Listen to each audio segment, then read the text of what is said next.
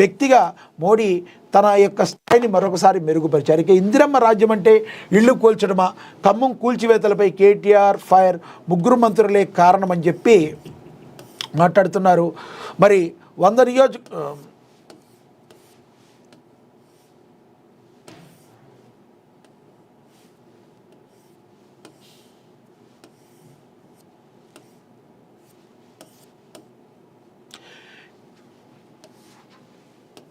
కేటీఆర్ మాట్లాడింది ఇక్కడ మనం చూద్దాం. సో జనసేనాని పవన్ కళ్యాణ్ 100 నియోజకవర్గాల్లో జనసేనాని పవన్ కళ్యాణ్ చూసాము. ఇందిరమ్మ రాజ్యం అంటే ఇళ్ళు కూల్చడమా, 2వ పేజీలో ఇందిరమ్మ రాజ్యం అంటే ఇళ్ళు కూల్చడమా ఎక్కడ ప్రచురించారు వీళ్ళు చూద్దాం. ఎస్, ఇక్కడ ప్రచురించారు. ఇందిరమ్మ రాజ్యం అంటే కూలగొట్టడమా అని బీఆర్ఎస్ వర్కింగ్ ప్రెసిడెంట్ కేటీఆర్ ప్రశ్నించారు. శత్రుదేశం మీద దండయాత్రకి పోయినట్లు 4000 మంది పోలీసులతో పేదల మీద దాడి చేశారని మండిపడ్డారు. ఖమ్మం జిల్లా వెలుగు మంటల్లో పర్యటించిన కేటీఆర్ భూదాన్ భూత్ బాధితులను కలిసి పరామర్శించారు. ప్రభుత్వం తప్పు చేయకపోతే ముగ్గురు మంత్రులు బట్టి విక్రమార్క, పొంగిరెడ్డి శ్రీనివాసరెడ్డి, తుమ్మల నాగేశ్వరరావులు ఇక్కడికి రమ్మనండి అని సవాల్ చేశారు. ఏ తప్పు జరగకపోతే ఆర్డీఓను ఎందుకు ట్రాన్స్ఫర్ చేశారు, ప్రభుత్వం సమాధానం చెప్పాలని డిమాండ్ చేశారు.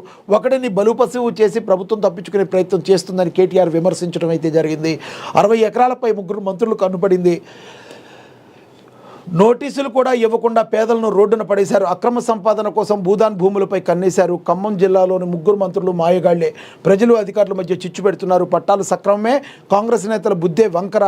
దేశంలో ఒకప్పుడు ఒరిజినల్ గాంధీలు ఉండేవారు, ఇప్పుడు డూప్లికేట్ గాంధీలు ఉన్నారు. ఖచ్చితంగా ఇళ్ల కూల్చివేత పాపం ముగ్గురు మంత్రులదే, పేదల ఉసురు వారికి తప్పకుండా తగులుతుంది. కేటీఆర్ ఆగ్రహం వ్యక్తం చేశారు.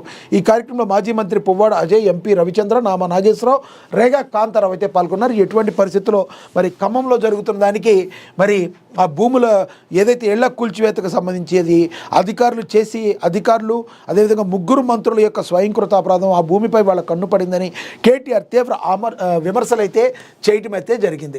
ఇక కేటీఆర్ అనుకో శవాల మీద పేలాలు ఏరుకుంటున్నారని మంత్రి పొంగులేటి ధ్వజమెత్తారు.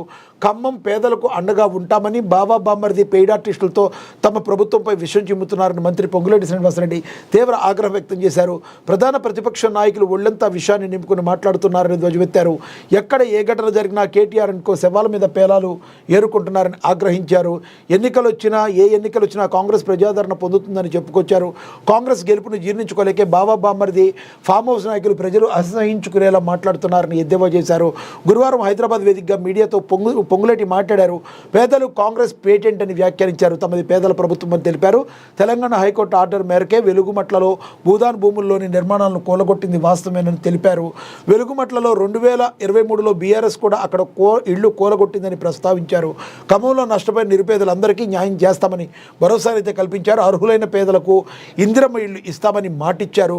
కేటీఆర్ అనుకో చేసే గ్లోబల్ ప్రచారాన్ని ఎవరూ నమ్మొద్దని మంత్రి పొంగిరెడ్డి శ్రీనివాసరెడ్డి సూచించారు. సిబిఐకి అప్పగిస్తే విచారణ ఎందుకు చేయటం లేదు, ప్రాజెక్టులో నదీ జలాలపై దుష్ప్రచారం చేస్తున్నారని ఆగ్రహించారు. వైఎస్ రాజశేఖర రెడ్డి సీఎంగా ఉన్నప్పుడే తక్కువ ఖర్చుతో ప్రాణహిత చేవళ్ల ప్రాజెక్టు పనులు ప్రారంభించారని ప్రస్తావించారు. ఈ ప్రాజెక్టు పనుల కోసం 5,600 కోట్లు ఖర్చు చేశారని తెలిపారు. అలాంటి ప్రాజెక్టు కాదని వారి అకౌంట్లో నింపుకోవడానికి కాళేశ్వరం కట్టారని మండిపడ్డారు. బీఆర్ఎస్ అధికారంలో ఉండగా 162 టీఎంసీలు లిఫ్ట్ చేసి 60 టీఎంసీలు తిరిగి సముద్రంలో వదిలేశారని మంత్రి పొంగులేటి శ్రీనివాసరెడ్డి కేటీఆర్పై అలాగే హరీష్ రావుపై విమర్శల జడివాన కురిపించారు. మీరు పెయిడ్ ఆర్టిస్టులతో మీరు ఈ రకంగా మాట్లాడటం సరికాదు. మా కాంగ్రెస్ ప్రభుత్వం పేదల పార్టీ. ఎటువంటి పరిస్థితుల్లో ఇళ్ళు కోల్పోయిన వాళ్ళందరికీ కూడా మేము ఇందిరమ్మ ఇళ్ళకి ఎవరైతే అర్హులు ఉన్నారో వాళ్ళందరికీ ఇందిరమ్మ ఇళ్ళు ఇస్తాం. కాంగ్రెస్ పార్టీ పేదల పార్టీ. మీరు గతంలో చేసిన ప్రాజెక్టులు ఏవైతే ఉన్నాయో అవన్నీ మీ యొక్క అకౌంట్లు నింపుకుంటానికే ప్రాజెక్టులను మీరు మరి చేపట్టారు. మీరు ప్రజాస్వామ్యను దుర్వినియోగం చేశారు. మీ అకౌంట్లో డబ్బులు వేసుకుంటానికి కాంగ్రెస్ ప్రభుత్వం పేదల ప్రభుత్వం అని మంత్రి పొంగులేటి శ్రీనివాసరెడ్డి మరి కౌంటర్ ఇచ్చారనుకోవాలా లేకపోతే మండిపడ్డారనుకోవాలో చూడాలి. మరి ఈ వాదోపవాదాలు ఎక్కడి వరకు వెళ్తాయో కోర్టు యొక్క సూచనల మేరకే మేము ఆ భూదాన్పల్లిలో అక్కడ ఇళ్ళు కూలగొట్టాం. గతంలో అక్కడ మీరు కూడా ఇళ్ళు కూలగొట్టిన సంగతి మీరు మర్చిపోయారని మరొకసారి గుర్తు చేశారు. శవాల మీద పేలాలు ఏలుకునే మాటలు మానుకోవాలని హితవు పలికారు మరి పొంగులేటి శ్రీనివాస్ రెడ్డి. ఇక అదేవిధంగా చూసుకుంటే